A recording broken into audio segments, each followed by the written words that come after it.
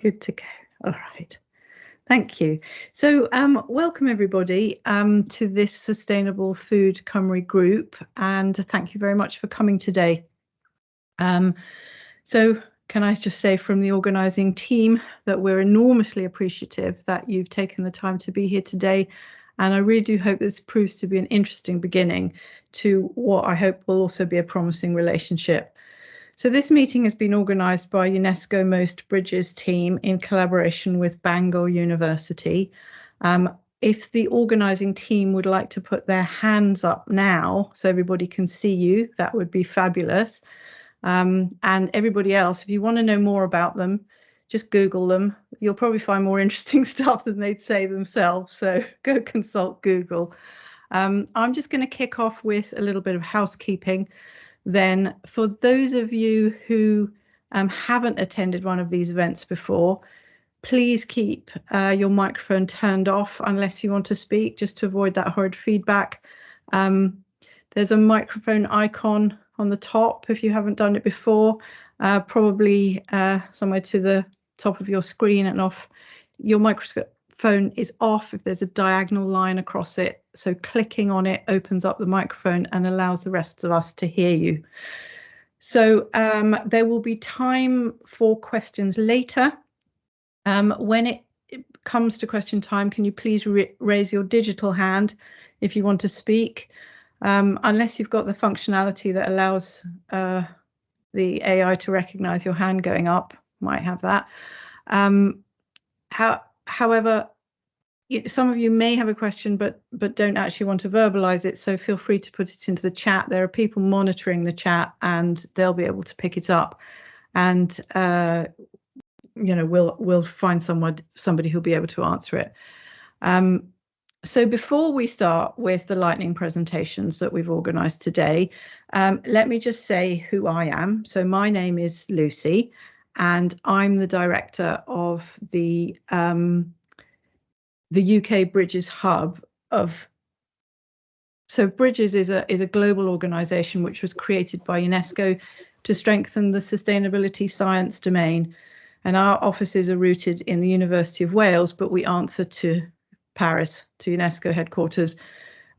Bridges was formed because global organisations like UNESCO and the International Science Council, Future Earth and Humanities for the Environment, all very concerned by the amount of sustainability focused research projects that are created in isolation, rely on poorly conceived surveys and methods that cause sort of noise rather than provide representative information. And that billions, literally billions, are wasted on technological solutions that innovate, but aren't solutions that communities can actually get behind. So in incredible brief, Bridges wants to work with the wealth of experience that comes from on the ground, from the expertise and the grassroots, from that knowledge that comes from lived experience, and is working really hard to ensure that those voices get meaningfully heard. And is seeking ways to ensure that collaboration is really properly compensated.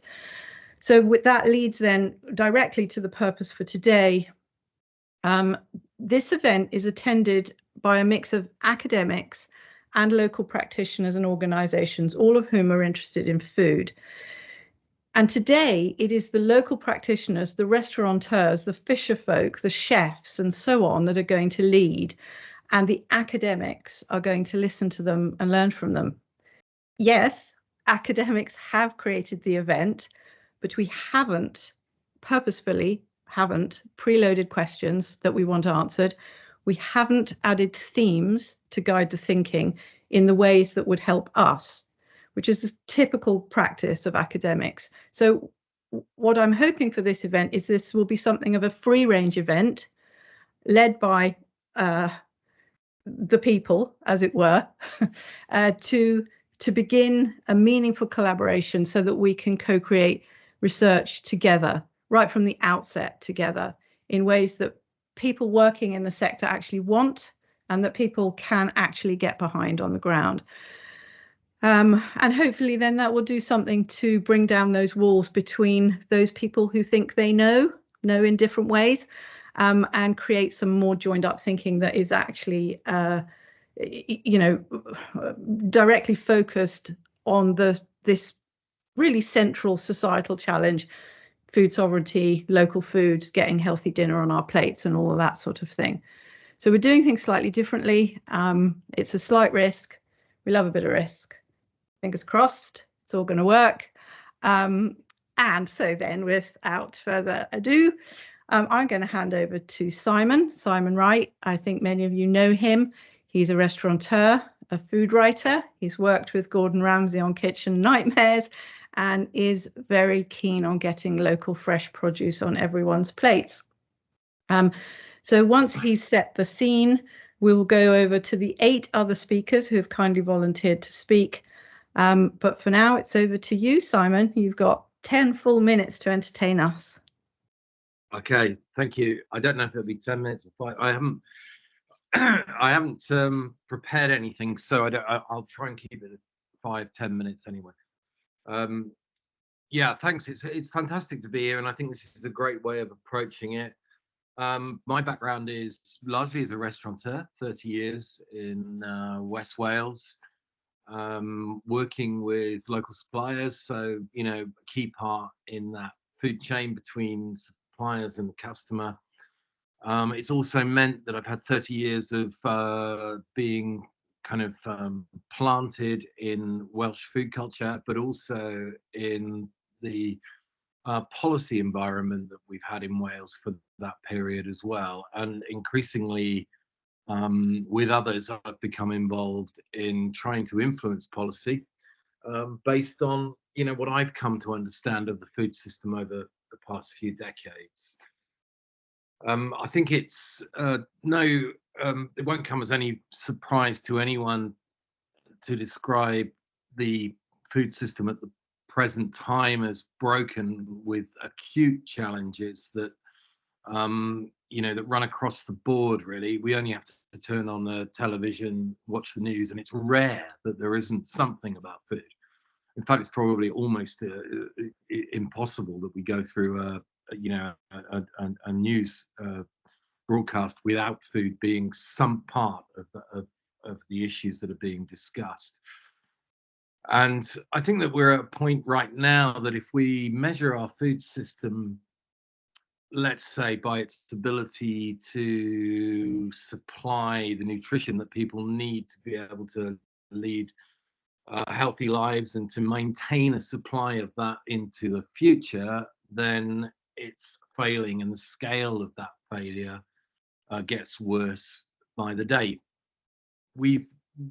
The title here is about sustainability and food security, but I think there are a range of issues that confront us in the food system that can only really be addressed together. And it's very, very important, certainly to me, that when we're looking at issues in the food system, whether that's climate or whether that's food security, that we're also looking at the other challenges that we face, because they are clearly related. And if we don't treat them as a whole, then policy initiatives tend to, in one area, tend to have unintended consequences in the other. So, you know, we're talking about sustainability. We know the impact of the food system on climate. We know that it represents about 1/3 of climate emissions. We also know that, broad terms, it's likely that the food system will become the leading cause of climate emissions by 2030 on current sort of predictions, given the fact that the food system is not reducing its footprint at the moment and other areas are. So we can see how acute the problem is in terms of climate and the way that we produce our food. It's important to point out in a Welsh context that it's not about so much about what we produce. I mean, it clearly is, and we have a contribution to make there, but it's also about what we consume. And those two footprints are very different things, because what we produce in terms of food in Wales is very different from what we consume. And I'm sure lots of you, are aware, everybody's probably aware of the statistics around that. Though I have to say, I had a very disturbing conversation with senior officials from Welsh Government not 3 or 4 weeks ago. No, actually, it was a bit longer than that.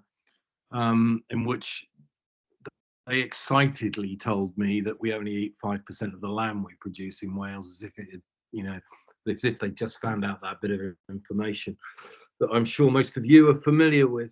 So climate emissions are clearly key. Nature, we know that the food system is the most responsible for the decline in biodiversity.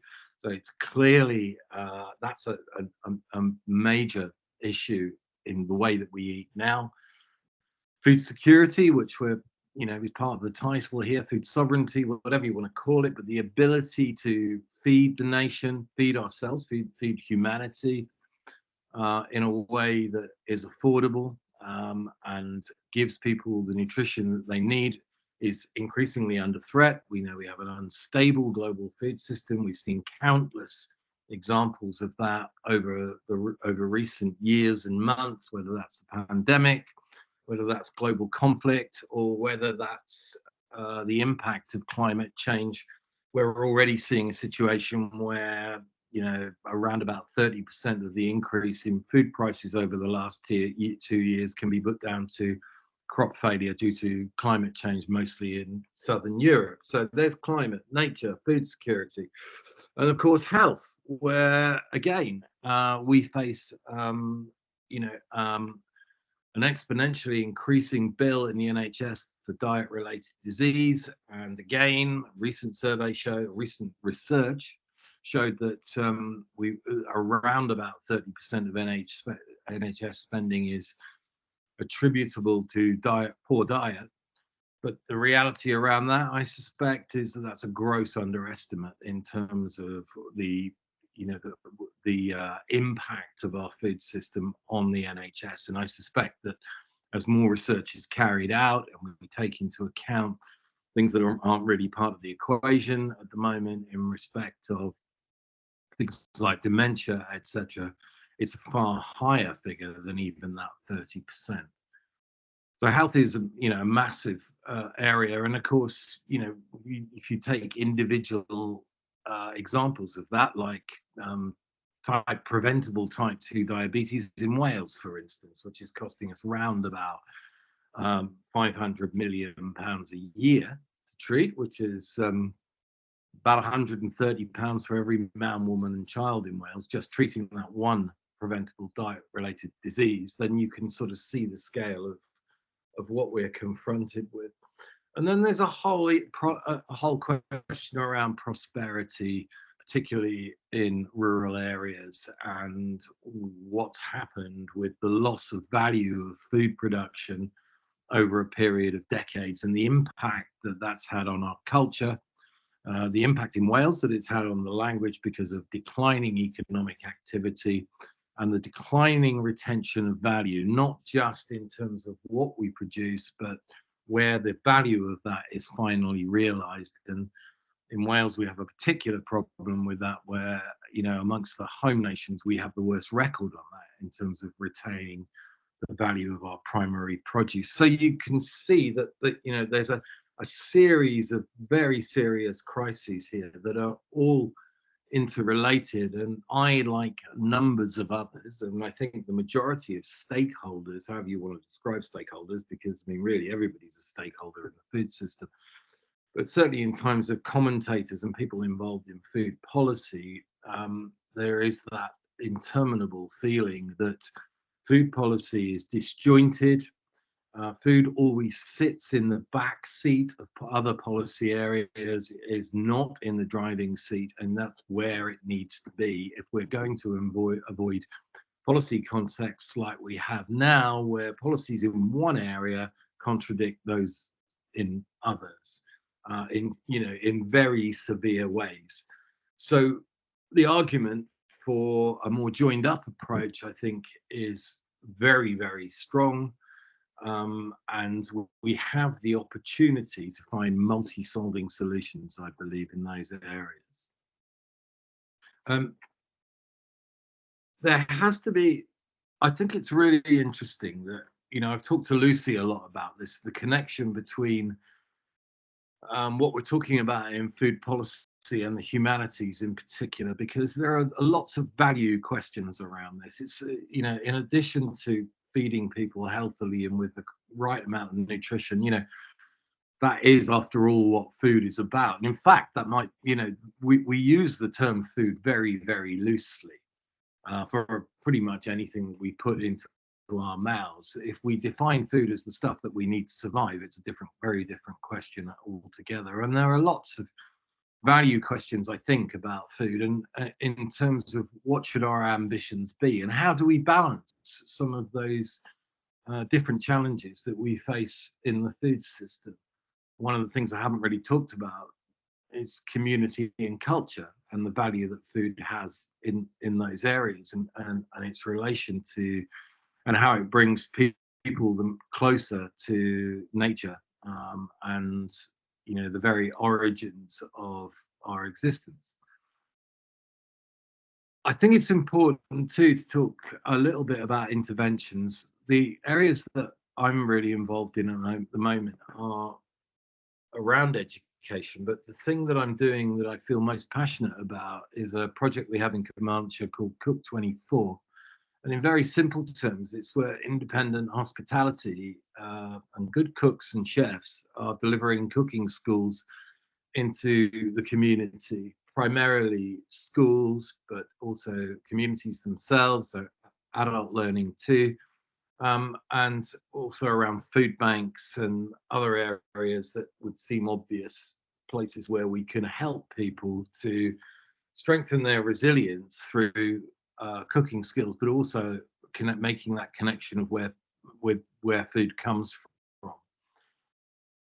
That's been on my mind a lot because I've been doing that actively over the past few weeks, and dealing with a lot of children, and some of them in in the poorest parts of Wales, in post-industrial South Wales, and particularly around Llanelli, for example. It's about 10 to 15 years since I did work of that type in any sort of intense way. And I think the most disturbing thing is it's apparent how much further things have declined in that period, despite all the initiatives that have gone on around this, and despite all the publicity, really, from, you know, a lot of well-meaning individuals, Jamie Oliver, etc., etc. But when we look at the picture, it's no better, and in fact, it's, I think, very much worse. And one thing I'd like to point to, because I feel like it's an area in which we could be doing some research, is one of the things I notice amongst the younger children particularly, but I suppose from the ages of about 8 to 11, is that their entire vocabulary around food is defined by, well, it wouldn't be going too far to really just say it's defined by McDonald's, because McDonald's is the key. It seems to be the real linchpin of this, but it's defined by fast food and ultra processed food in general. So if you're trying to teach those kids and you're talking to them about food, you have to frame it entirely in that context, because they have no other context. And again, deeply disturbingly, it's also apparent that you're looking at kids of that age, and you have to conclude that without serious intervention, and most of them won't get that in the current environment, that their destiny as far as food and health is already set at that age. And, you know, it's, from a personal point of view, it looks to me like child abuse. It's child abuse in which the state is complicit. It's that bad. I mean, if fast food outlets were drug dealers, I mean, I'd actually argue that there's probably much more damage being done by fast food outlets than there is, and the industry as a whole, than there is by drug dealers at the moment. I know you're recording this, but, you know, it's really that bad. And it's been, you know, a very sobering experience for me over the past few weeks. There is something I want to, just to finish, I promised I wouldn't be too long. Policy in government seems to be almost entirely about mitigation. I mean, if you look just at the ministries within Welsh government, they're ministries for mitigating the worst of the effects of the system that we already have. There are very few areas in which you could say policy work is being done on transformation. And I think, you know, that tells us a lot about the short-term nature of thinking government. And finally, on research, there was one plea that I wanted to put out there on the Cook 24 project, which we finish, well, we got funding for until the end of the year, though it's my hope that it will persist much longer than that. We do have some money for research, and I'm particularly interested in the ideas around this food vocabulary that we're finding with the children. And I'm also interested in anyone who would be interested in helping us with a kind of real-time measurement of the impact of the work that we're doing. It's not my area of expertise, so I'm really just saying, you know, anyone's out there that really floats your boat and, you know, you would have an interest in that, please do contact me, because we have some resources to do that. Is that enough, Lucy? Have I Yeah, said that enough? is amazing.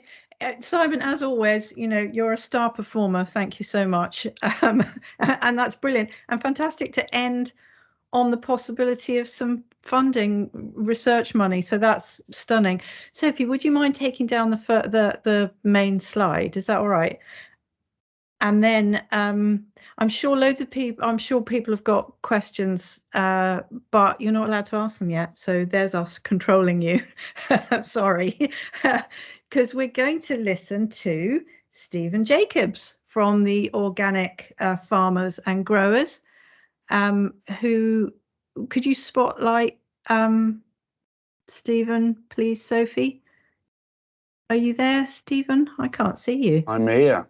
Oh, are you? Oh, Mm. lovely. Well, fantastic. Over to you, my friend. Thank you for being here. Crikey. Okay, Yeah. how do you solve the food crisis? Yes. No. So first of all, thank you very much. This kind of gathering is essential. Obviously, I think we'll all agree on that, whereas government might beg to differ. But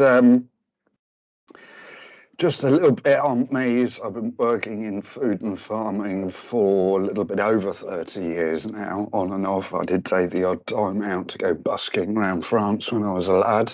You've got to do these things. And I remember in Paris, particularly, they don't pay you in money. It's a bylaw or something. So they gave them food and drink. We had a lot of cheese and wine. Let me tell you, it was fantastic. I got ill eventually from eating too many cream cakes when I came back to Britain. I didn't know how to cook. My mother was of the firm opinion that chaps should not be in the kitchen.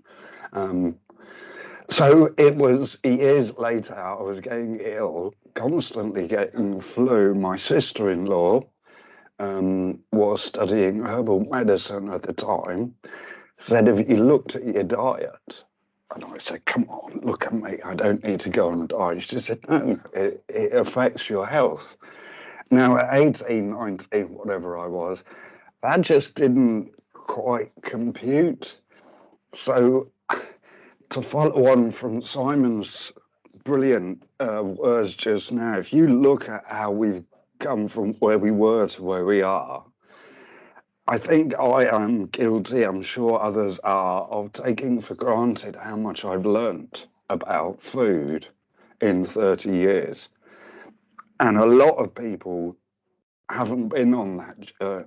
There's other journeys they've been on, they've learned about stuff I could well do learning. But food is such a fundamental to life. It sounds silly to say it, but you have to say it. It's a public good. But it isn't recognised as a public good in the legislature.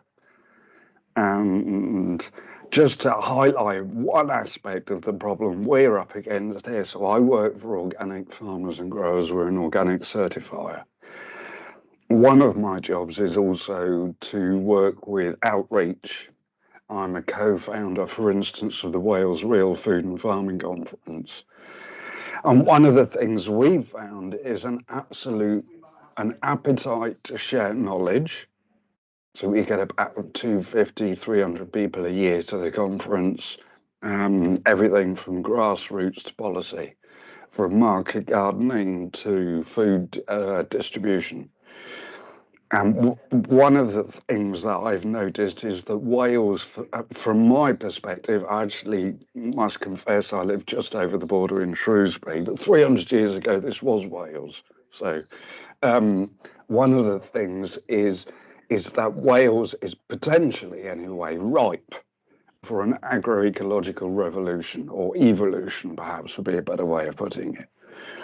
One of the challenges we have, and Simon touched on this as well, is challenging big business. As far as big business is concerned, food is a profit motive. Nutrition is not necessarily the prima facie. In some cases, you would say it's far too low on the list.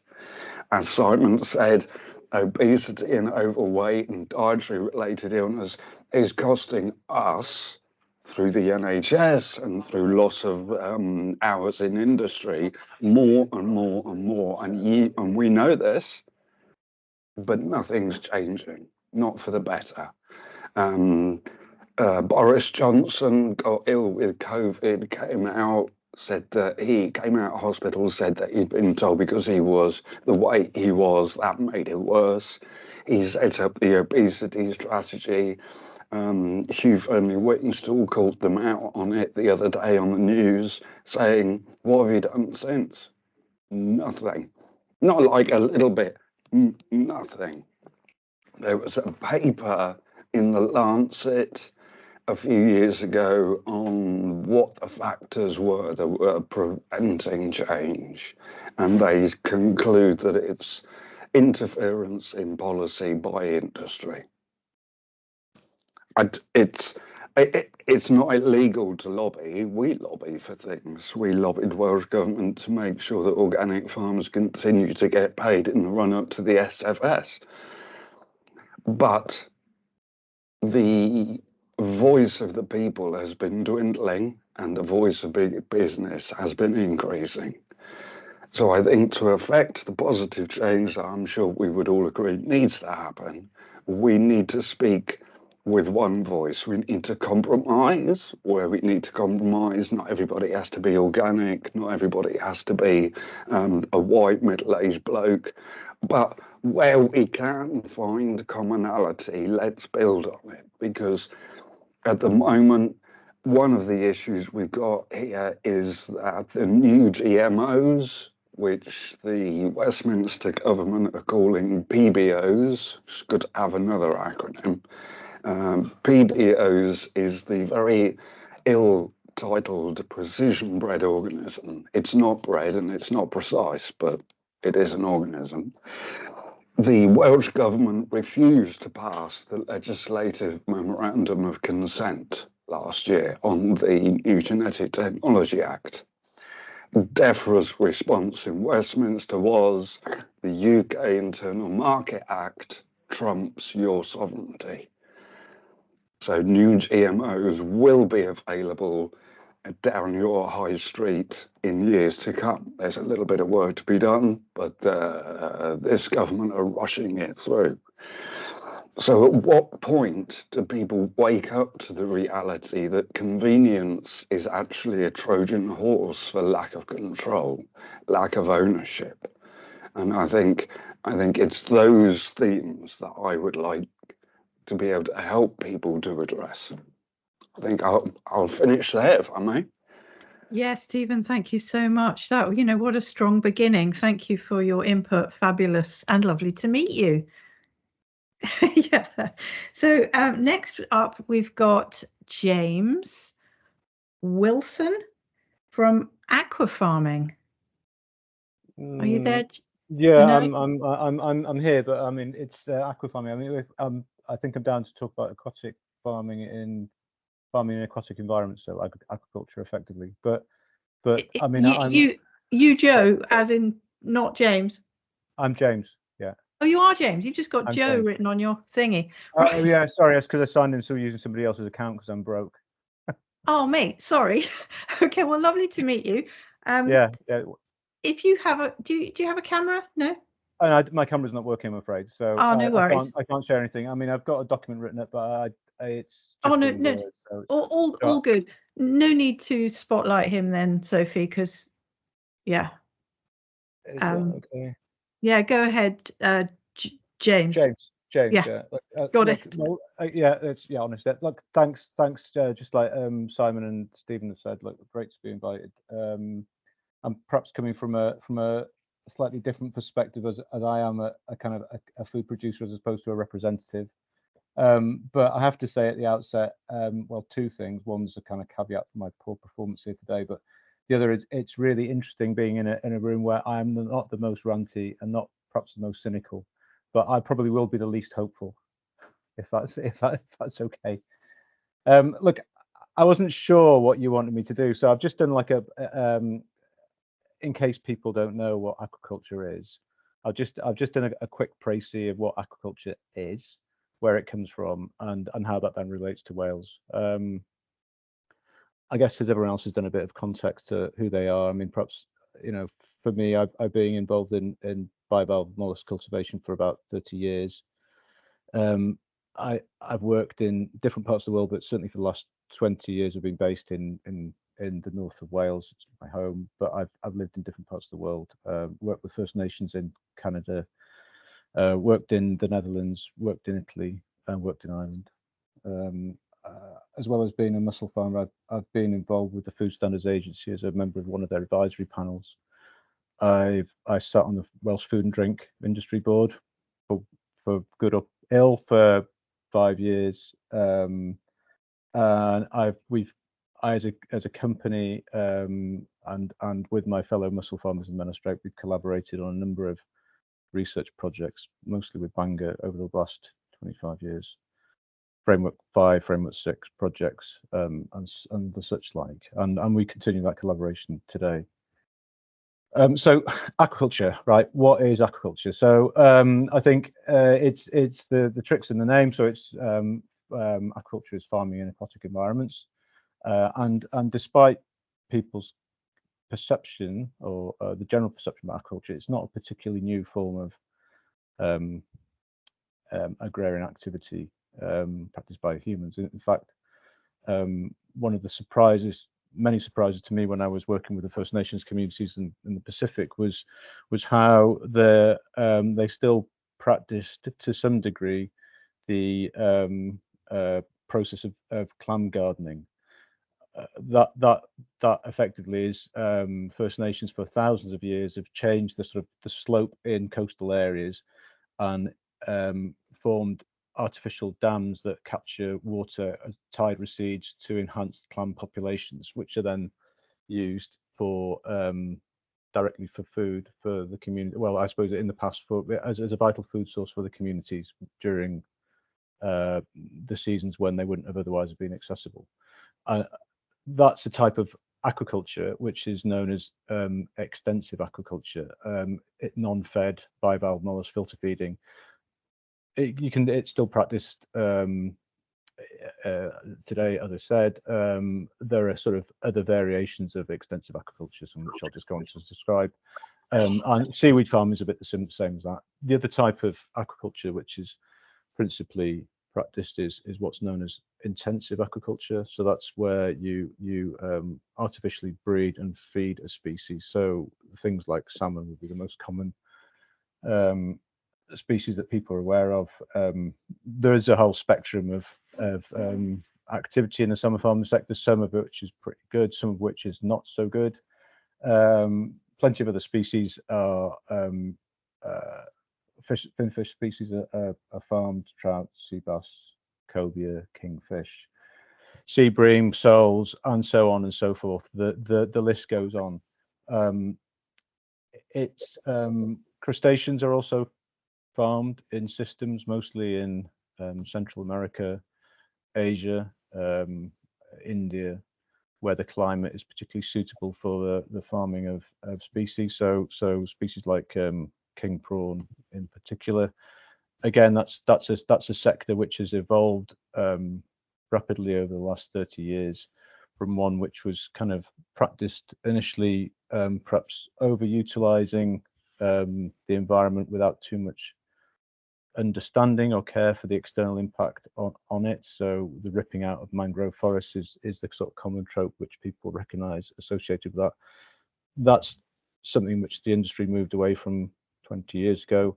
Now it's undertaken further away from the sort of mangrove areas. Often mangroves are being sort of restored as much as they possibly could be, and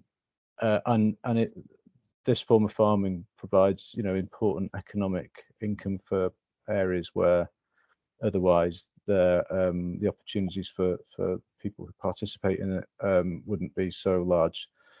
On Simon's point and Stephen's point about big business, there is big business involved for sure across the agriculture sector, but it's not uniform. So even in things like salmon farming, you do have small operators as well as big operators. Very much that's the case in crustacean farming, and I think there are some very interesting case studies in terms of the sort of positive social effect of globalized food markets in respect of bringing people out of poverty, farming crustacea, particularly in places like Bangladesh, for example.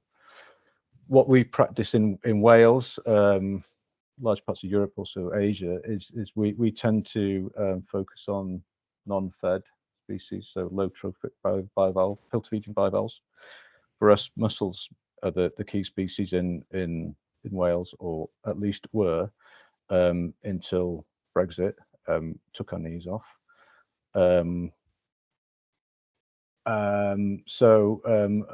Because the way that the market setup, Simon pointed out to the fact that we, you know, our diets perhaps don't meet the aspirations of well-meaning people like us, like that we're having in the room today. You know, our diets are pretty poor. We don't eat a lot of healthy food, and certainly we don't eat anywhere near enough seafood. So we produce quite large quantities of mussels in the Menai Strait, and 99.8% of these were exported to European markets. Outside the European single market, that's really not a viable option for us anymore. So the sector's more or less existing on muscle memory at the moment, without any kind of future. So what we've been spending our time doing over the last couple of years, is looking at what we can do with our kind of existing skill set, acknowledging that the waters around Wales are the same kind of size, not slightly, in fact they're slightly bigger. The Welsh marine area is slightly bigger than the Welsh terrestrial landmass. We know through all the scientific engagement that we've done, and it's well established through other people's work too, that the cultivation of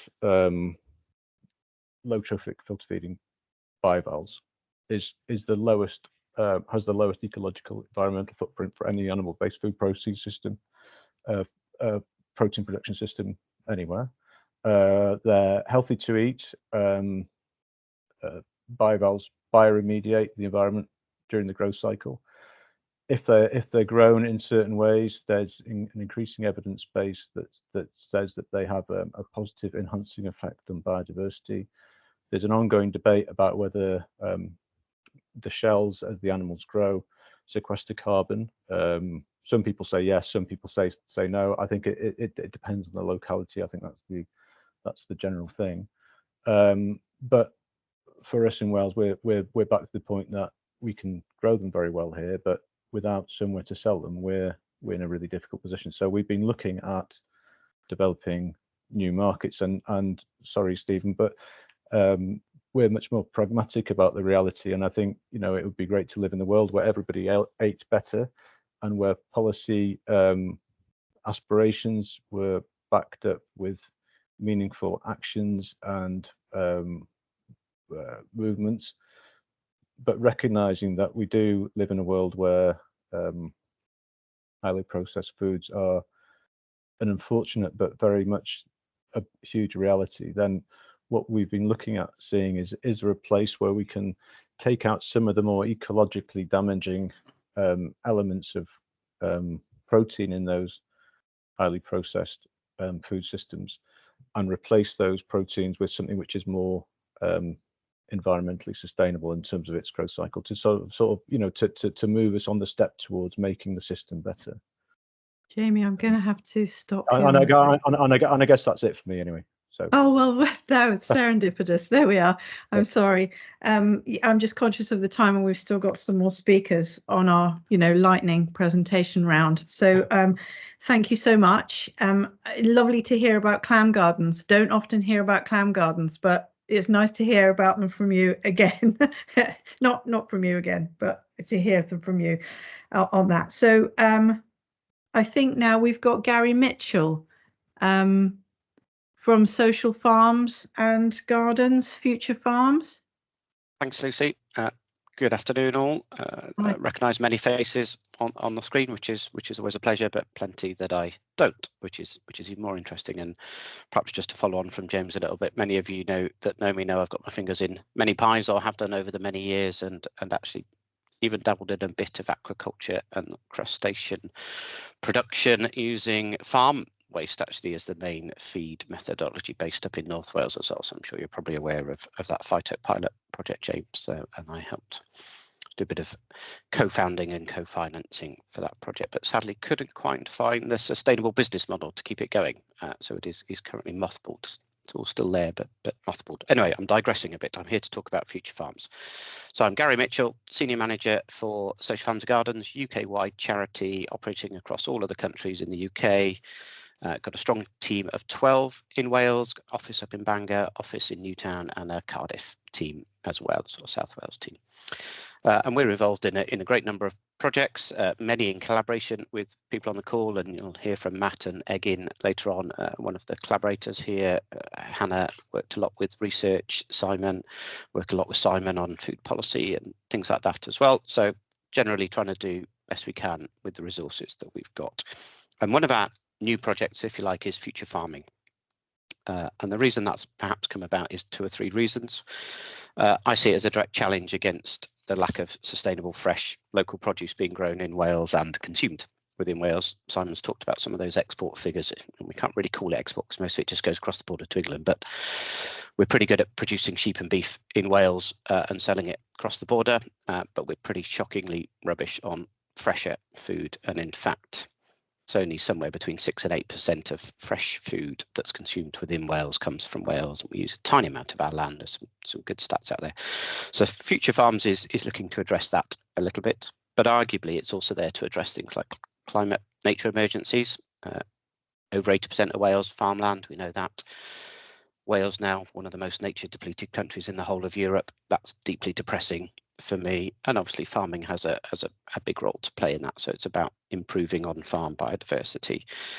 What are we actually doing? Well, we are looking at piloting a 3 or 4 phased programme in Powys, where I'm also, for my sins, a county councillor for Powys County Council.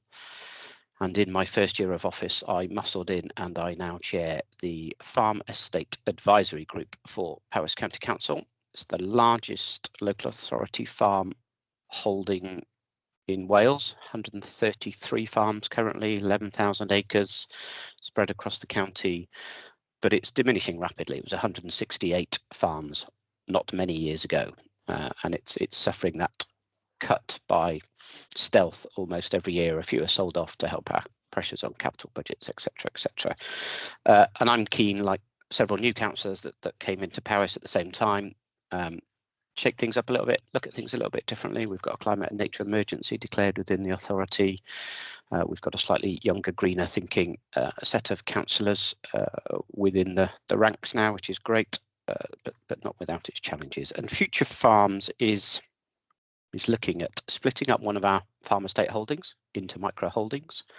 So a 33-acre site being split up into 3 micro holdings, and each having a house, a home, a dwelling for a new entrant into farming and their family, and shared access to processing and packaging facilities based around fresh food primarily. It doesn't preclude them from doing other sustainable sources of sort of micro meats, dairies, chickens, pigs, things like that, as long as they are truly sustainable and at that sort of micro level of enterprise. It's a collaborative project with Powys County Council. Bangor National Park, Shared Assets, Land Workers Alliance, Our Food 1200 and a few others. So the first phase is actually we are being ambitious and changing planning guidance to allow these rural enterprise dwellings to be built on horticultural holdings, which in terms of current farming legislation and planning legislation is tricky. So we have redrafted some planning guidance both for Powys County Council and for Bangor that is soon to be published before the end of this month. Will be published on their website, and that says if you're doing sustainable micro production in fresh produce, we're going to allow you to live on the land even if you're outside of a development area. So that's a step change in terms of policy. It's a million miles less onerous than One Planet development, and that's particularly one of the challenges that we see. One Planet development is great, really focusing on the least impact dwellings, but actually we put those poor applicants through 5 years of hell to get there, and then when they get there they've still got to report every year for eternity. This is changing that. This is just saying, what's your business plan? Are you going to do sustainable food production? If you are, crack on, because that's what we want you to do. Let's not tie you up in red tape. Planning application for that site is going in by the end of this month, so we are not hanging around. Planning guidance will be drafted first. Planning policy goes in straight after it or at the same time. Don't really care because it will come through. Bangor are slightly behind us in terms of producing the planning guidance. They'll take a little bit longer to get through their systems of approval and sign off. And then in the wings, we've also got Monmouthshire and Carmarthenshire County Council. Very interested, see how it goes. We'll steal that from you. Thank you very much. And I'm very comfortable in doing that. So that's phase one, get that planning guidance. Actually, we Gary, want to go. Can I hurry you on? Sorry. Of course you can. Yeah, Forgive so planning me. guidance will turn into supplementary planning guidance. Planning application goes in, then we build the site, get our growers on board, and the fourth phase is around developing an on-farm training, educational, residential facility that follows on behind, because we know the next problem is not accessing the land and planning barriers. It's where the heck are the growers coming from? Who's got the skills? How do we keep that cyclical cycle going? We will get better at sharing information on our website so you can go and see it and things like that. Up for now, we're full steam ahead. End of the month, we'll calm down a bit and we'll put it all out there for others to see. Thank you. Amazing. Thank you, Gary. Very ambitious. I love your ambition. Go you lot. Fantastic. Thank you. Next up, I think, is May Keredig. Yeah. Are you there? I'm good. Can you hear me? Yes, perfectly well. Thank you. And okay. See you now. Lovely. Off you go. Good. Yeah, I can be really succinct and quite quick. So I suppose my background is I run a company called Schema, and I've done a lot of different projects over the years, and I agreed to come along today because I thought it'd be really interesting to listen to what everyone had to say and all the interesting updates, really. As far as where I possibly could assist, if relevant, over the past few years, I've been doing a range of projects. A number of you on this call I've worked with, from local food projects through to things more specific to do with game meat, as an example, and a range of different clients, from Hubby Keek through to Lantra, currently doing a kind of Agri-Start program with them. So I suppose it's creative projects that Schema tends to do, and that's just pulling the different strands together, from research through to marketing and engagement and project development. I suppose the reason I find this really interesting, this agenda, as it were, is the kind of what we're quite used to in Wales in particular is the stop-start nature of projects. And I suppose where I maybe can add value is some understanding of some of the key stakeholders to assist with pulling them together, but also maybe a bit of having sat outside a number of organisations, a kind of corporate memory that exists for the past 2 decades of all the projects and all the research that's already been, so I'm a bit obsessive about grabbing content and research and things that obviously sit in a range of other local authority servers or wherever that everyone's since forgotten about. And possibly as we develop a project together, we can pull all those strands together so we don't need to reinvent the wheel. So a quick example of that is something called the Aselfa Rural Observatory, where we're trying to pull together, partnership with Tir Glass, which is on this call as well, some kind of sense of increased information, a repository of information. And another example of that is the LPIP that recently, I know Tora can elaborate a bit further on it, but a recent £5 million project that Aberystwyth University is hosting with a range of partners, a number on this call, that will also be looking at different areas of research that possibly this could also feed into. So really, it's just that's a quick summary from my end. So past examples, some stakeholder engagement through to maybe positive research that's going on currently that we can pull into it. So yeah, that's very quickly a quick introduction anyway. Lovely, mate. That was your star performer. Well done. Thank you very much. That's great, and also really interesting to hear a little bit more about your work, because I've met you before once. So, next we've got Matt Swan from Eggin, which is a project that was mentioned by Gary. No? Yes, maybe. Over to you, Matt. Thank you. Thank you. Hello, everyone. My name's Matt Swan, and yeah, I work for an organisation called Development Trust Association Wales, and Eggin is one of the programmes that we are running at the moment. It launched last year, and the main focus of that project, which has got funding for the next 7 years, is to help community groups and organisations in Wales to tackle the climate emergency or become more sustainable in some way, particularly those that haven't really started that journey yet. So trying to make sure that communities have the opportunity to begin taking some climate action. And the way we do that is through it's a kind of peer mentoring approach. So we've got about 60 people across Wales with various different experiences, all at the community level of taking climate action, which can obviously be a broad range of things. And the community groups that we're working with are wanting to do a broad range of things. So some of which are to do with food, which is kind of why I've been asked to help explain what we do, I guess, here on this forum. But it is a broader thing, obviously. Lots of other groups are doing other things, upcycling and helping make their community buildings more energy efficient and so on. But a good chunk of the groups we're working with, I think we've got about 60 or so groups at the moment on our books, and probably a third of them at least are working on some kind of community garden, which of different shapes and sizes, different levels. Some of them are just beginning to create one, others have one already and want to take it further.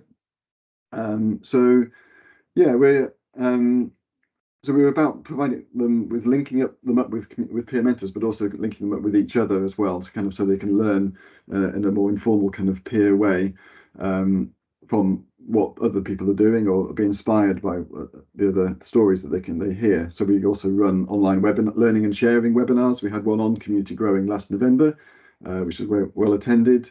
And we had 2 of our mentors and someone from Social Farms and Gardens speak about what their understanding of how community growing can help to tackle climate change, and link those 2 topics, because sometimes for some people that they're not, they don't really see the connection necessarily at first glance.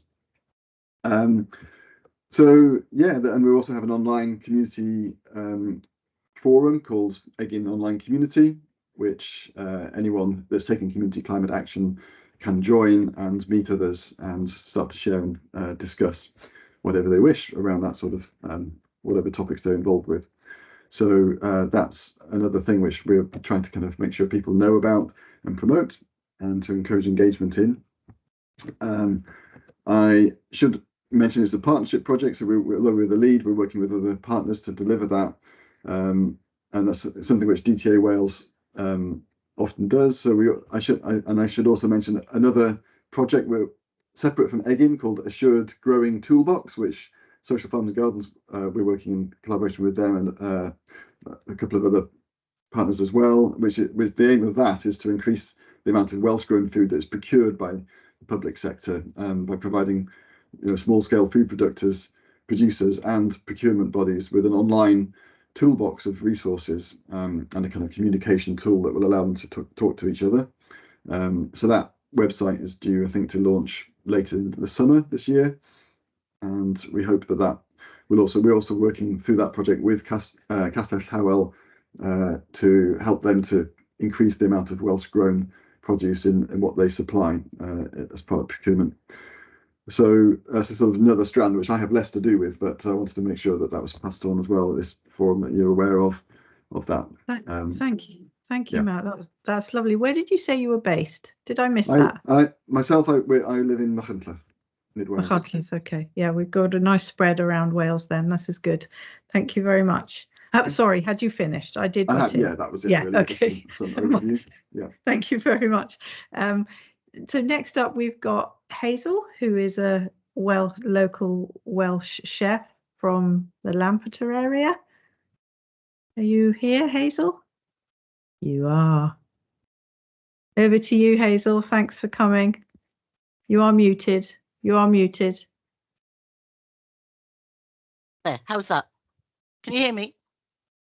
Yeah, fantastic. Yeah. So thank you for allowing me to be a part of this group today. My background is in traditional Welsh farming dating back to the 50s, when my family used to farm according to the phases of the moon, using crop rotation practices, etc. So I know only too well what we've lost by way of mass production on farms, etc. But I'm also a qualified chef, which means I understand the power of the white jacket for making the necessary changes in the way food is produced for the hospitality sector, and predominantly for looking at how we can prevent as much waste. You wouldn't believe how much food is wasted in the hospitality sector. So during COVID, I was actually a training officer delivering apprenticeships in hospitality. But because of COVID, the World Chef Organization decided to create these amazing webinars around food waste and food sustainability. And I believe you can still catch up on these webinars on their website if anyone's interested, and I'll share that link with Lucy. But for the past 3 years, I've been working on the University of Wales Trinity St David's new vision for the Lampeter campus by way of the Tir Glas initiative, which aims to look at sustainable food and farming, embedding the proposed new programmes, which we're currently developing, and then embedding those within the humanities disciplines.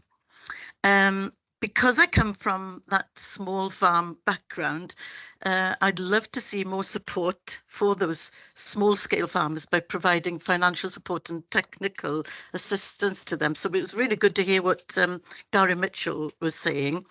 And also, as part of what we've been doing already with Tir Glas, we've been supporting, I believe education is going to be key to this, education and training.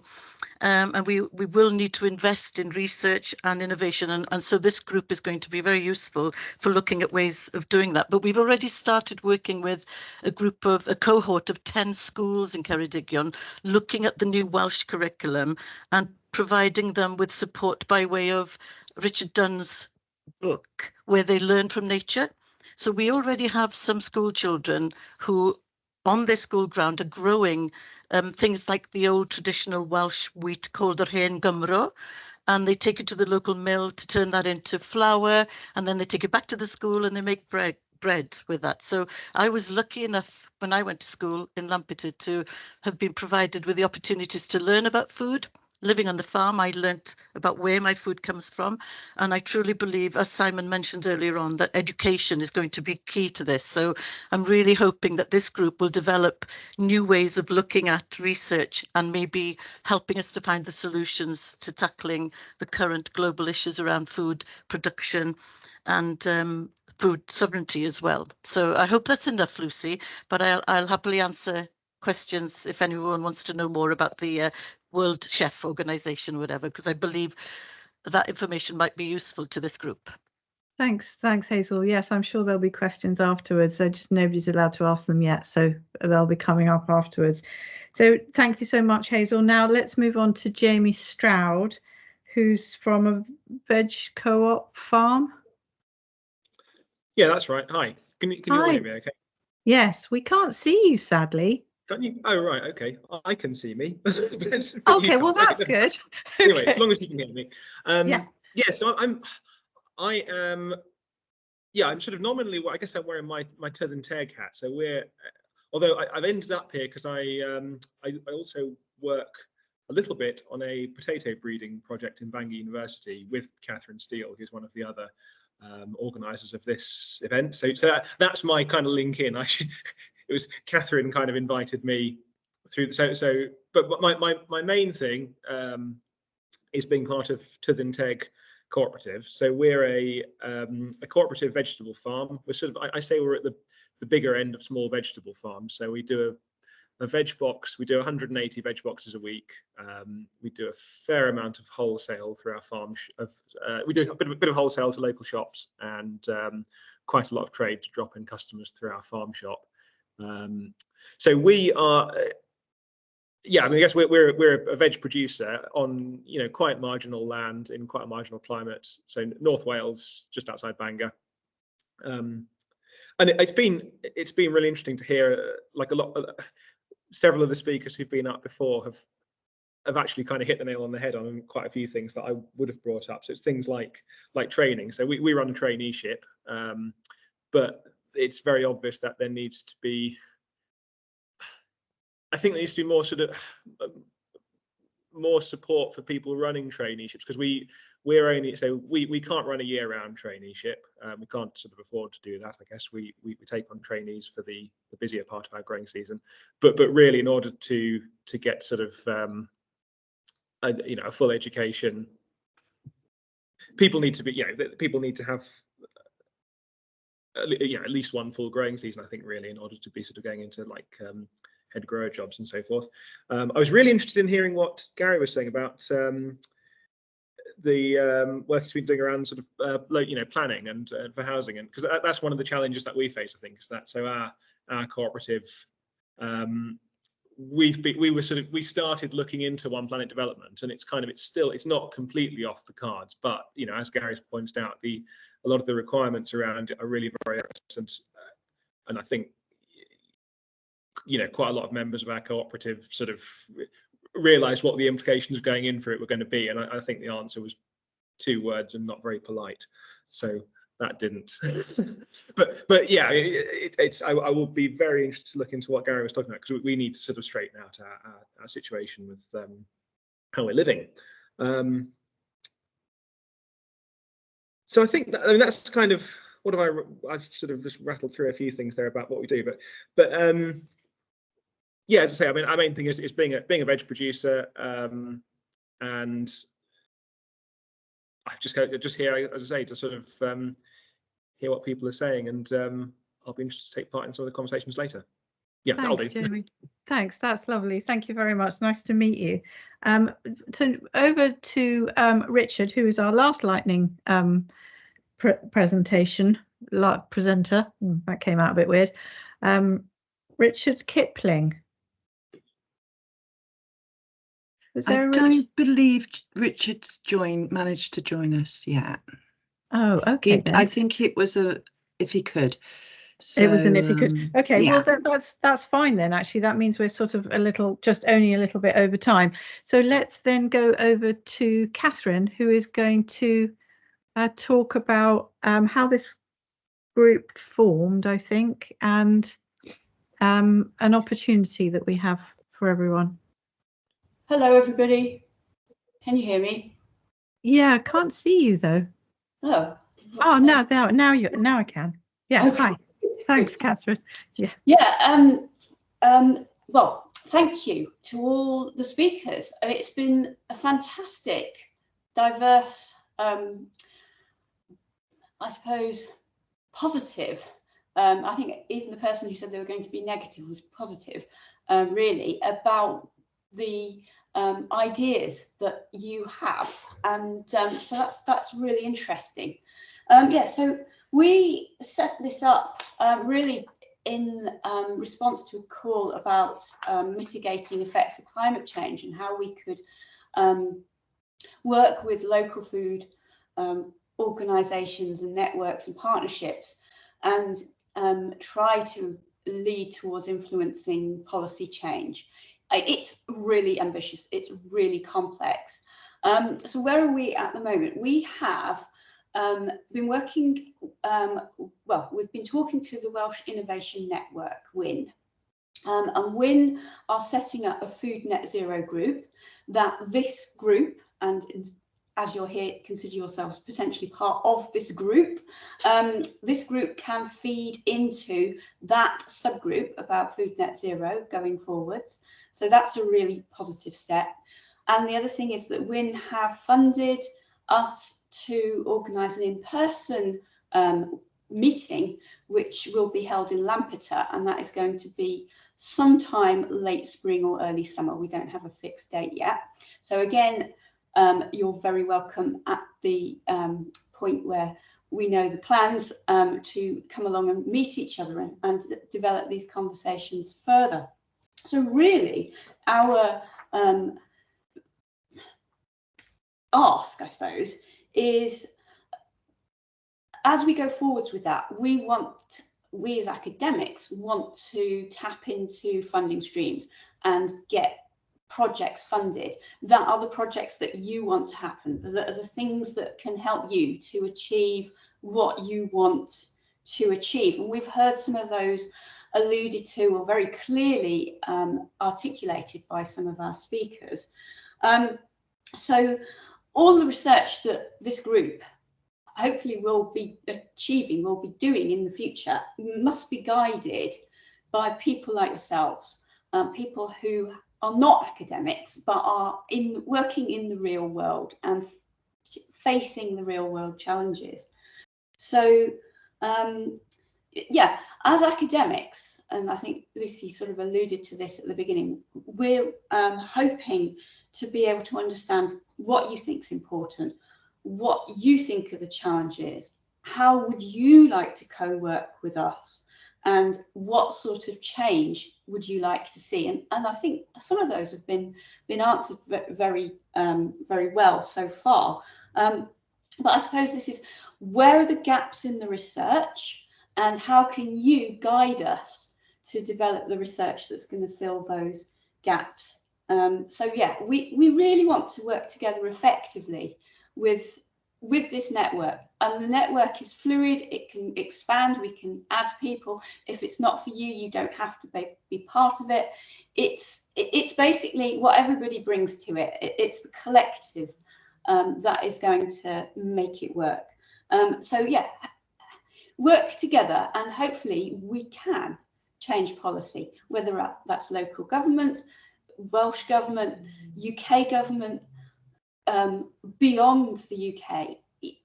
You know, you can never be too ambitious, and we are being ambitious, but yes, small steps, small changes, small case studies could be the route to bigger, wider innovation beyond Wales. So yeah, I'm very excited, and I've been nominated the kind of lead academic for the group for a random set of reasons, and I'm not the lead. We have a number of leads, and we are academics, and obviously it's a partnership. This has to be participatory.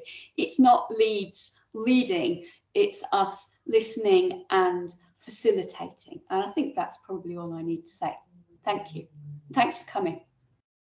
Catherine, thank you so much. That was wonderful. That was really spot on. And I think that gave a really clear idea to everybody of what we're trying to do here, and why we've called everybody together to start a conversation, to start a relationship, and to think about how the academic environment can actually be revolutionized, you know, in a meaningful way around the theme of food. And I mean, food is a massive area which has got a lot of legs and can go all sorts of directions, as actually all of the presentations today have shown. But nevertheless, it's a core around which I think we can all coalesce, and with the shared and different knowledge systems that we come from, create something that could be really, hopefully, positive and create real change. Certainly that needs to happen within the academic ecosystem, and I suspect other people would feel the same about some of the ecosystems that they hang out in, organizational ones I mean. So this is the section where we're going to hand over to questions, And that actually means that people have to have some questions. So I'll just keep talking for a little while you come up with your questions and pop them either in the Q&A or the chat, doesn't matter, or just, you know, pop your hand up or just shout. I don't mind. I'll take anything. So it's kind of over to you to start thinking about what you want to know from each other, or what you think we need to know that we haven't heard yet. So there's quite a few people on this call who haven't spoken. Some of them are academics. They might want to ask some of the practitioners some questions, but equally, maybe some of you practitioners want to ask us some questions about why the bloody hell we're doing this at all. You know, we've gone all over the place with issues about the whole system being a problem, to emissions, to health, to hearing about incredible projects that are actually, you know, really shifting the needle. I think the stuff that was covered by Gary with Powers' changing planning regs is fascinating, something that everybody should be maybe learning about. I think there's a lot that, you know, that should be bringing up questions in all of us. And I can see a question from someone who Louise, do you not want to speak? You vanished. Gary, then over to you. Thanks, Lucy. I was just going to say, gosh, there is so much more going on out there, just in Wales, but also across the UK and Europe and stuff. And where I consistently struggle is to find almost that central place to go, nosing around some of these amazing ideas. And it's really hard, isn't it? Because they change all the time. Some come and go, they drop off. But I wonder, in terms of academic world, is there a role for somehow working out how the heck we get this in a relatively coherent space, so that when we want to go and advocate for bits, we say, go and look here. And particularly in terms of projects, they do drop off over time, and those resources disappear, but they shouldn't, and they only disappear because that project's finished and they've moved on to something else, but the learning from it is still really valid.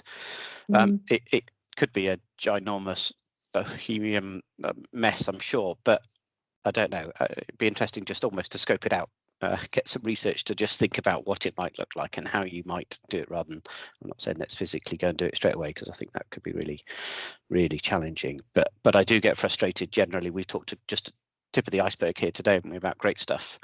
But how do we share that with others, and how do we seek out what other people are doing as well? Yeah, so thanks so much for that, Gary. So the initial reason, the sort of impetus that got us all together was noticing that there was a UKRI bid for what we interpreted to be, or could be, a food hub. So it was a climate adaptation hub, and what we wanted to do was put food at the centre of the route to climate adaptation, and use Wales as a kind of case study country almost, because it's all, as I think maybe you said, Gary, or possibly it was Stephen said, this is kind of happening already in Wales. Like, there's a lot of action, a lot of activity, a lot of people who are working really hard in small pockets, and it could have been a mechanism to pull all of those things together across Wales. So without you know, as Catherine said, without sort of having an obvious leader, but rather a more of an egalitarian society where we all kind of work together to try and find out what we're all doing. So that was the initial hope. We haven't lost sight of that hope, actually. We still have some energy in us to make sure that, you know, that comes to fruition. But obviously we can't do it without everyone. You know, we need everyone. Yeah. And just on that, Lucy, maybe if I may just step in for a couple of seconds, that there is also that interesting sort of challenge within academic, you know, because I've certainly been asked to bid within the last week about 3 other UKRI type projects, and it becomes frustrating to me that I see that the universities and the academic institutions just don't join the dots up together. They see it as quite competitiveness. We want this bid, and we'll bid. And I've been asked from blooming Kent to Edinburgh to join in some of those calls for food hub type work, and I'm just like, oh gosh, come on, how the heck do we just get 1 or 2 really good projects that everyone can sign up to, not put competing bids in, because we do just end up competing against each other. But that's a slight rant. Well, I'll leave it there. No, well, thank you for your rant. I appreciate a rant, love a rant myself, so thank you. Okay, yeah, Stephen, sure. Yeah, I do love a good rant. Flavour is an important aspect, and you know, if you say to people that eat this, it's good for you, they're a bit like, whereas if you say eat this, it's amazingly delicious, and they're gonna. I mean, there is a whole thing there on educating the palate. So if your palate has been trained on fast food burgers, which to me taste sweet and unpleasant, and actually my beef with them is the bread, which is just awful, in my view. But yeah, make food really tasty and bring in the community. Friend of mine is Charlotte Beckler, and we're working on a diverse cereal seeds project with UK Grain Lab, and it's one of these things like Hazel mentioned, where you get people growing wheat, people milling wheat, people baking with the flour and then sharing it. And we've had farmers have bakers come to their fields and walk through the wheat. And the bakers, I mean, these are all reasonably small scale, but still walking through the wheat and going, wow, I had no idea, because it's just flour. And then to get them excited so that they can get their customers excited and talk about it that way, you take some of the sort of well-meaning do-gooder stuff out. And the other thing is the economic model. The economic model we have at the moment must be challenged. What the alternatives are, we can discuss, but the one we've got is part of the reason why we've got such an awful situation with obesity and dietary related illness still increasing. And in fact, good health is declining. I saw a report for Wales recently. So I think the economic model must be challenged. And if you bring the community in, maybe you can do it in a meaningful way. Thank you, Stephen. Yeah, I mean, I think these impacting issues are going to be quite tricky to get round, but we're hoping that all of these incredible minds together can get something together that attends to all of these different things, or starts on one area that can then go on to the next. Jamie, hi. Right. One thing I was just going to come in, sort of, someone said something about earlier about, you know, Wales being quite a good sort of potential region for almost like a sort of demonstration region of some of this stuff. Another thing that I don't think anyone's made a particularly big deal about in the presentation so far is the sustainable farming scheme. I've got the acronym, you know what I mean, even if I've got the name slightly wrong. But yeah, and obviously lots of people are, you know, really getting a knickers in a twist about it in various ways. And I mean, it's sort of, in a lot of ways, it strikes me as a massive opportunity. I mean, I'm sort of like, I took part in the consultation of it the other day, and like looking down the checklist of things that people are going to have to do to qualify for subsidy support. I'm just looking at all these things and thinking, yeah, we do most of those already. But the way in which I think it could be an opportunity as well is that it's got the potential to provide a lot more support for horticulture, you know, sort of fruit and veg production, than the subsidy schemes we've had so far, in that there are things like the minimum area to qualify has been reduced from, or will probably be reduced from 5 hectares to 3, and like, you know, a lot of horticulture enterprises are operating on small land areas. And then there's possibly also going to be, you know, qualification based on number of hours worked in the enterprise rather than land area. So I think it's proposed like be 550 hours sort of. So essentially, like the bar to entry for small scale producers is a lot lower than it has been in the past. So I mean, that's one thing. There's kind of there's scope for more of the sort of producers I think we probably all want to see being supported through that sustainable farming scheme. The other thing that was coming up so I was kind of following a bit of guidance from the Land Workers Alliance on you know, sort of template response to it, and a thing that they've identified a lot of people saying is that like farmers are going to, a lot of existing farmers who are going to need a lot of support in, you know, guidance and support and help to meet the requirements of the scheme. So it sort of seems like there might be a great need for that kind of like sort of sort of, I guess, central or whatever, some sort of part in transitioning to more sustainable farming. There seems to be acknowledgement that there's a need for that hub. So that kind of, I guess that's just why I wanted to bring that up. I was prompted by people talking about Wales being a sort of demonstration reason, and could there be some sort of one-stop shop for for advice and guidance and stuff. So that's yeah, thank you, Jamie. That's interesting, because I too was imagining that a lot of people in this call would have brought that up already, and so it was interesting that it was absent in the discussion until you mentioned it.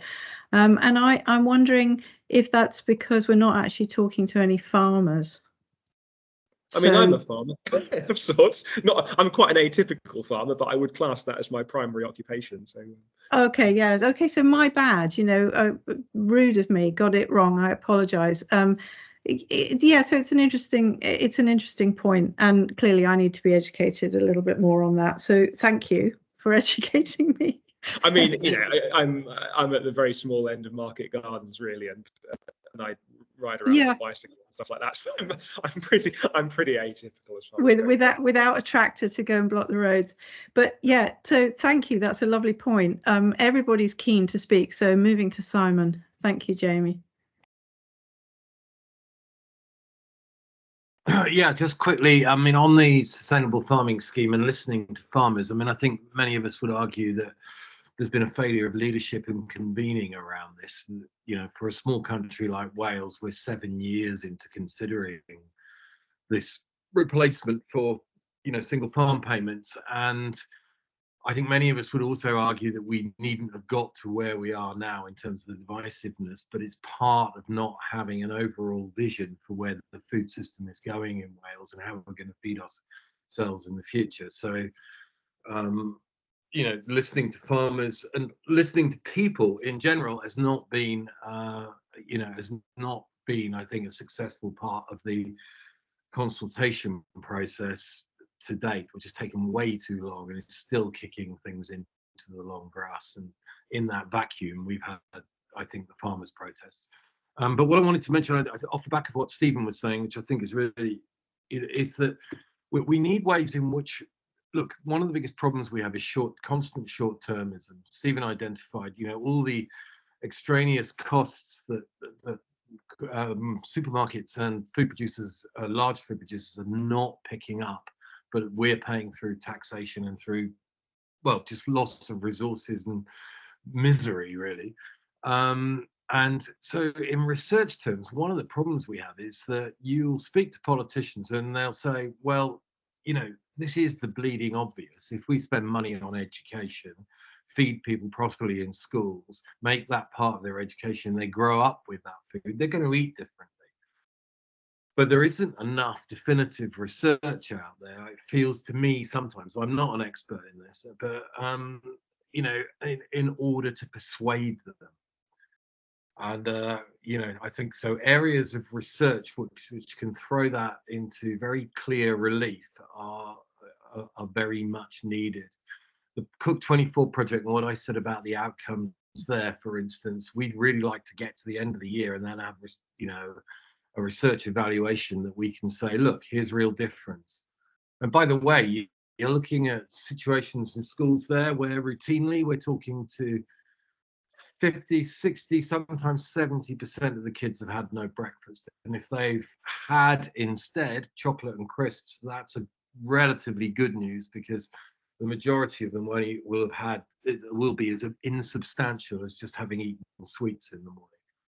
So, I only drop that in because, again, I think we need to remember how acute this is. And again, what Stephen was saying about that in terms of flavour and stuff, look, again, we do know that if 15 years ago, when I last did this, we made a program called The Kids Who Fell in Love with Food. It was 6 episodes on BBC Wales. And the whole point was that we weren't going to change the way they eat until they changed their relationship with food, so they got joy from it.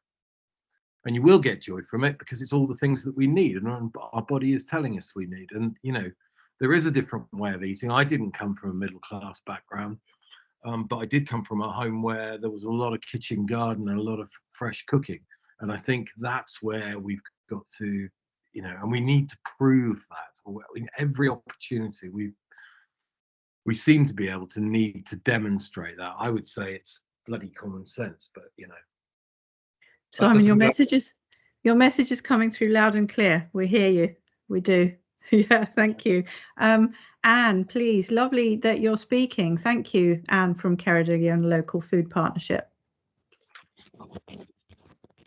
Hi, yes, I'll try and turn my camera on. Oh, that's worked. I put a couple of questions up on the question tab, but just 2 suggestions really for research. So like Jamie, I am also a market gardener, but I can't just be a market gardener because I wouldn't be able to live. I wouldn't be able to pay my rent. I wouldn't be able to pay my bills. And I'm part of a collective of 6 growers together in Machynlleth. We are the Mac Veg Box scheme, and we provide about just shy of 100 veg bags per week for local people.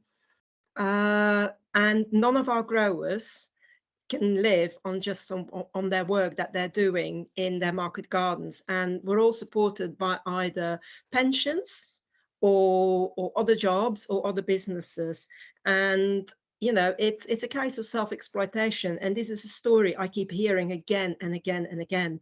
All small market gardens, you know, it's self-exploitation. It doesn't earn people a living.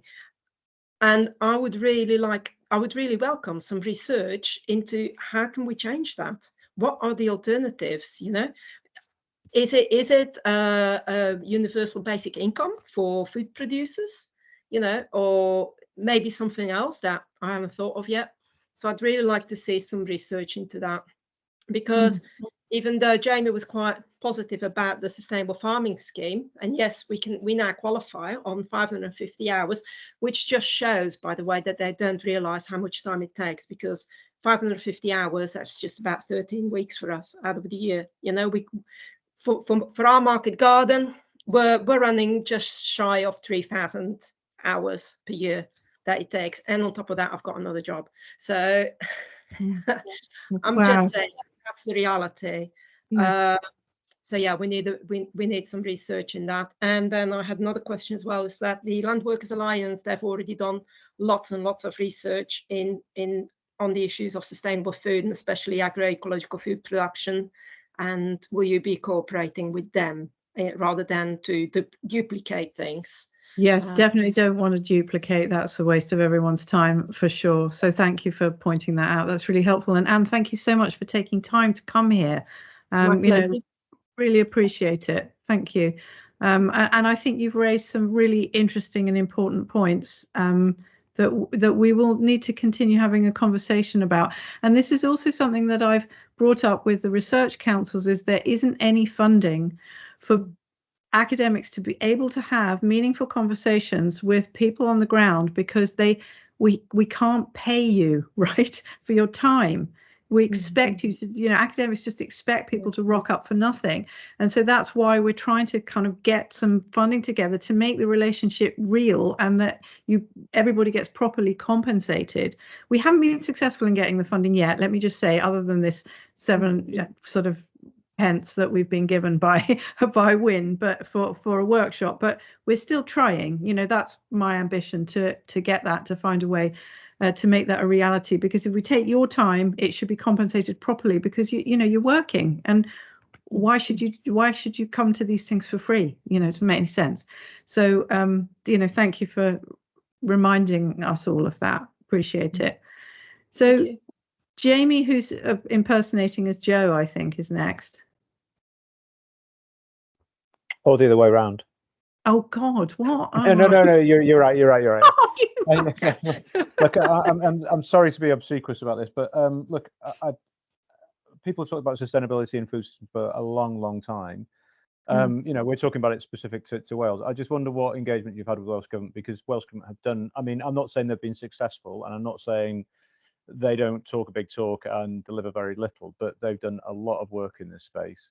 So I'd like, I mean, I think before you pursue this, you really need to see how this segs into work that Welsh Government have engaged with already, what they've achieved. And I mean, it's not quite the same as a hub, I understand, but and I don't know, I mean, different sectors have different experiences of this, but they did put a lot of effort into clusters, and clusters did have some, some clusters work better than others. So I think, and there are some learning experiences to take from that and, take forward. Don't know where Welsh Government Food Division are at the moment in respect of what they want to do. Kind of just agreeing with Simon, particularly in respect of the lack of a vision in Wales and a lack of sort of support and direction, and it's not taken seriously. But let's be honest, it's not just Wales. I mean, that's the UK level, or certainly in the, England, Wales level. I think Scotland do it slightly better, to be honest. I think the way that the Dimbleby food strategy was treated was just so indicative of where food doesn't figure. That was a really interesting document. He put a lot of effort into it.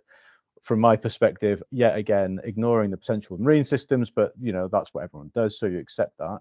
But it was a really interesting document, and it connected all those dots. And what did the government do? They looked at it and thought, too difficult to do, and washed it away. And so I think Welsh Government are real, they're not perfect, but they're not the only ones, and they do take the direction from the Big Brother, like it or not. That kind of Welsh Government thing. Just I want to make a point about subsidy and support. Okay, and this is kind of a gripe, but maybe this is something that people might not be fully aware of. Marine food system production don't get subsidies, not in a direct sense at all. Never have done.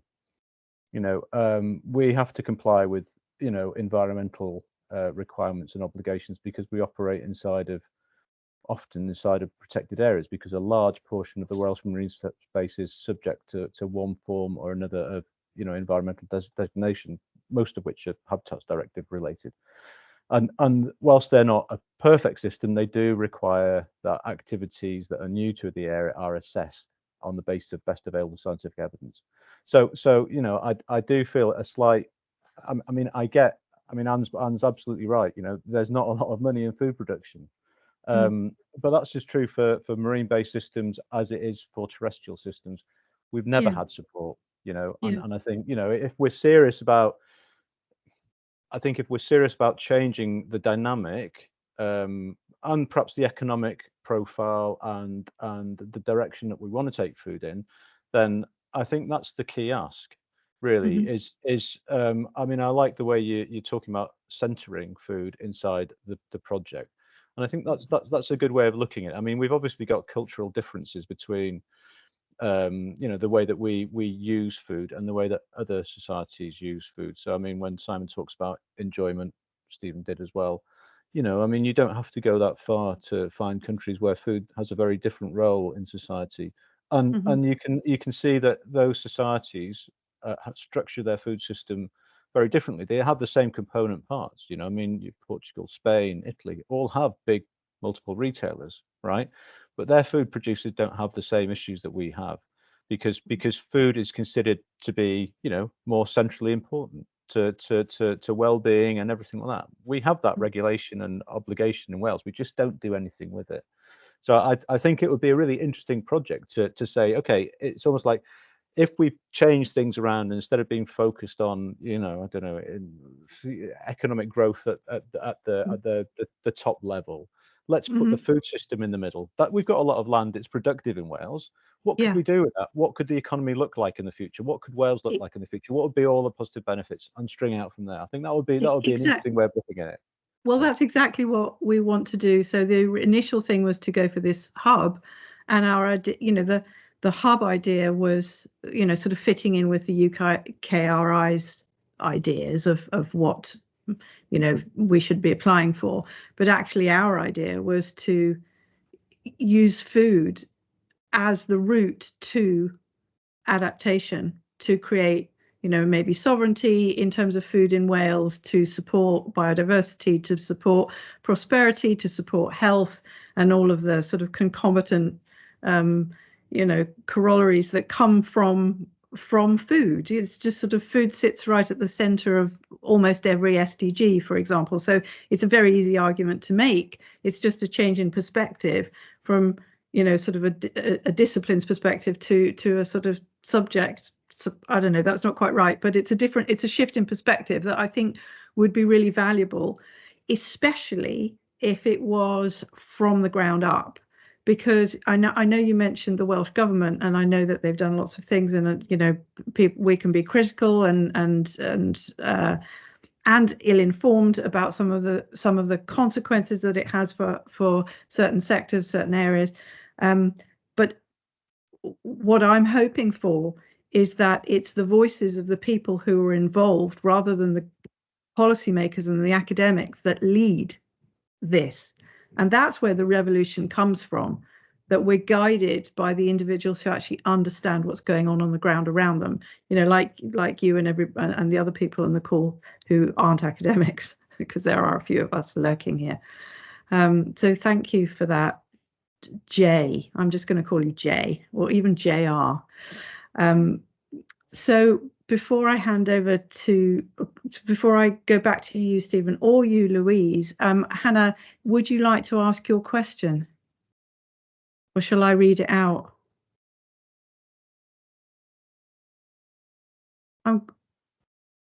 Maybe Hannah's gone, I don't know. There was a message came up, she had to leave. Yeah. There we are. Okay, sorry, I didn't see that message. All right, so Hannah says, great to see a chef participating today. What would make it easier for more people from hospitality to participate in activities like this? And so that again goes straight to the point that I was making, just making, that this dialogue, this conversation, the beginnings of thinking what needs to be done, needs to come from, you know, the chefs, the teachers, the people who are, you know, literally working with food, growing food, and so on. Stephen, go ahead. Yeah, just on the SFS, I'm co-deputy chair of the Welsh Organic Forum, and we did submit consultation response. One of the frustrations with Welsh government is inconsistency. In fact, it's the same with the English government as well, to be frank. And I appreciate why there's inconsistency, particularly in Wales, who have less control over the public purse than their Scottish counterparts. One of the things we found is that the people in the civil service want to work with us, but they are curtailed. They've got 1,000,001 things to do and hardly any time or any money to do any of it.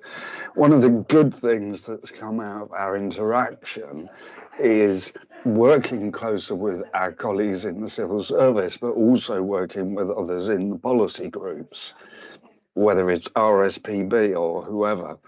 I think there is a push needed to get food into the well-being of future generations work and push that sort of agenda forward. And I will come back to again and again and again, the economic model is what's broken. It's what's made our food system sick. So we need strong regulation, we need community engagement, or we're just going to keep peddling the same wish list and not get anywhere. And after 30 years of doing that, I can tell you it's really frustrating.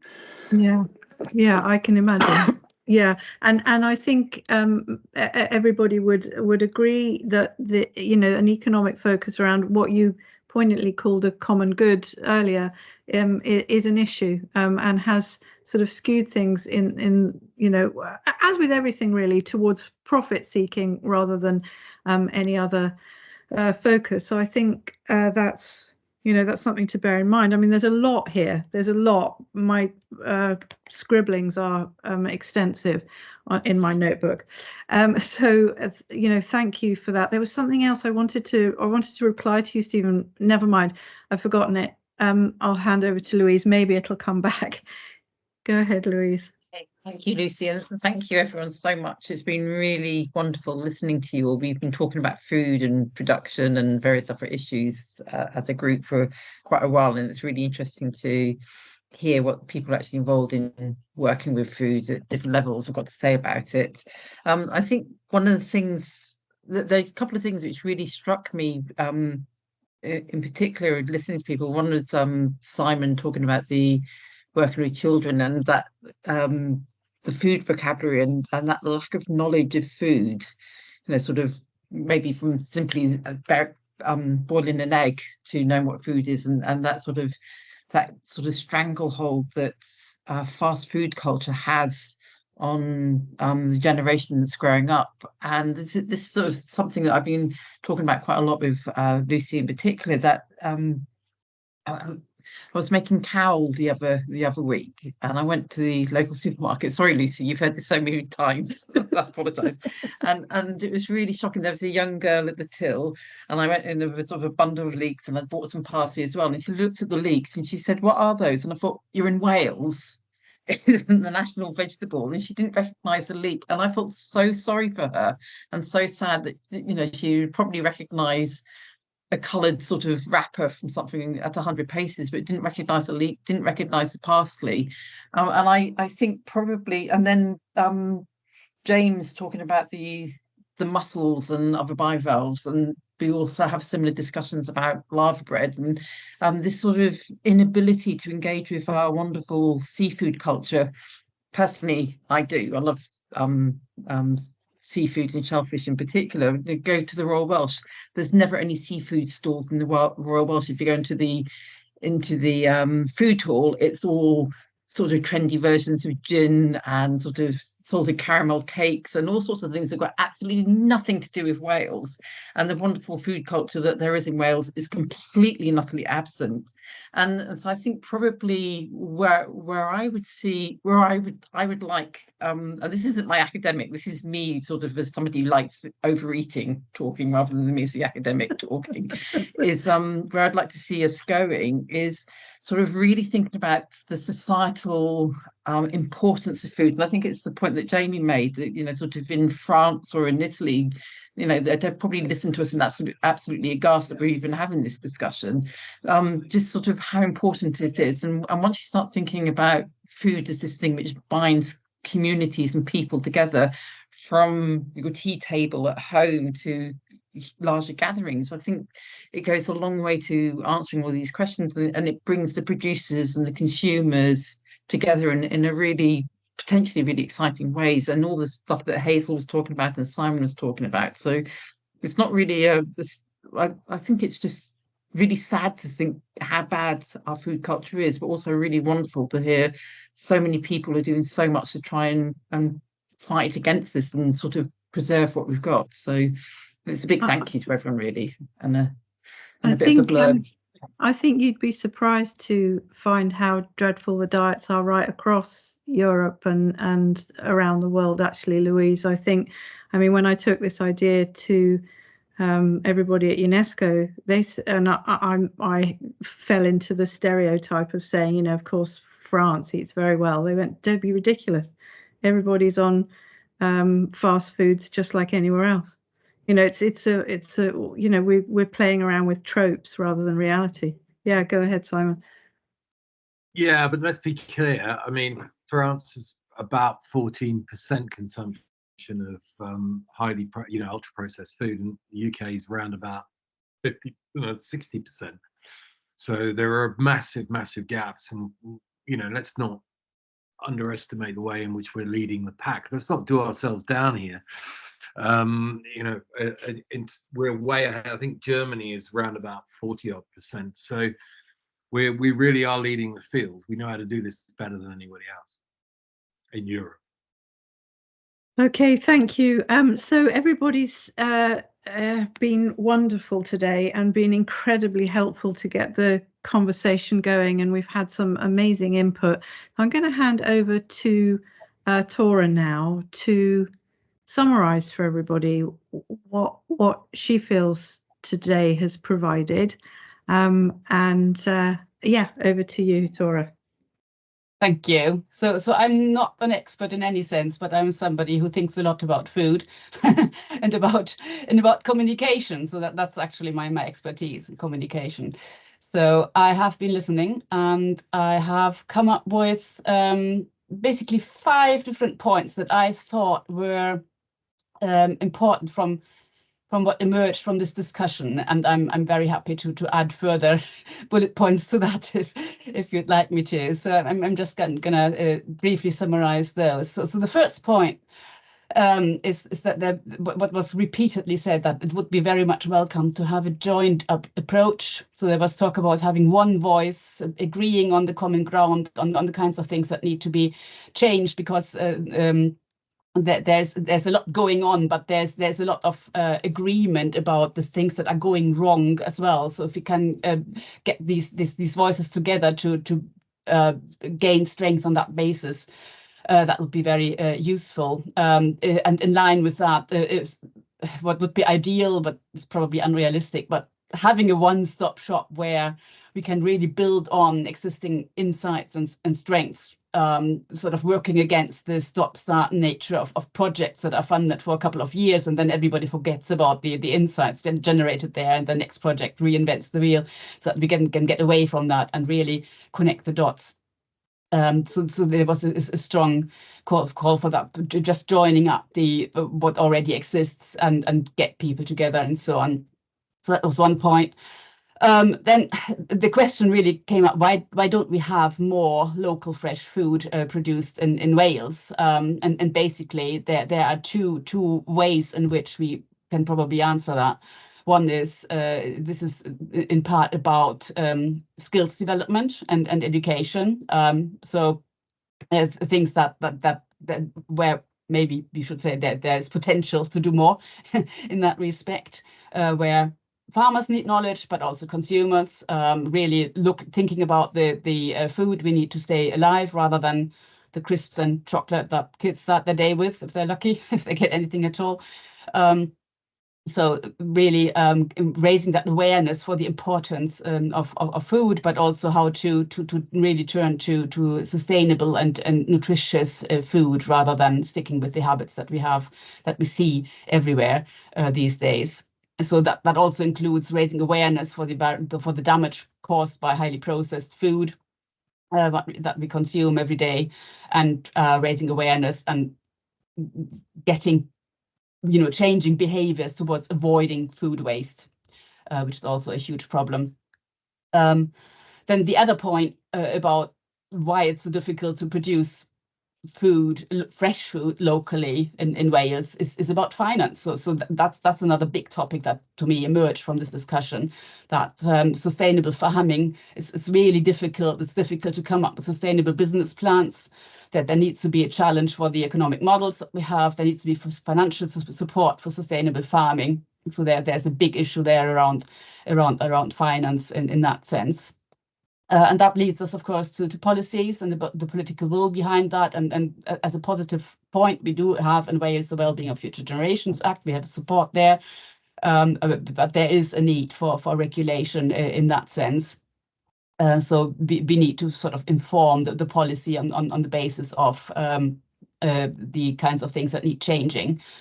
And last but not least, then the community engagement, bringing the people on board. So recognizing not only the expertise of people who work with food, but also the cultural importance and the role of food in society. So that's my roundup of what I've heard. So what have I forgotten? I don't think you've forgotten anything, Tora. Thank you. But obviously somebody else might think she's forgotten something. Anybody want to chip in? If not, I remembered what I was going to say. I just wanted to say that was brilliant. And one of the things that I didn't say, but I know Simon did and Tora did just now, is the education piece. I'm sure others have as well. And we're all, I mean, you're all in higher and further education, but to take it back to the basics, I think that's, yeah, I missed talking about that. So thank you for bringing that up again. Lovely. Thank you. Stephen, I remembered what it was I wanted to say to you. You talked about the Future Generations Commissioner.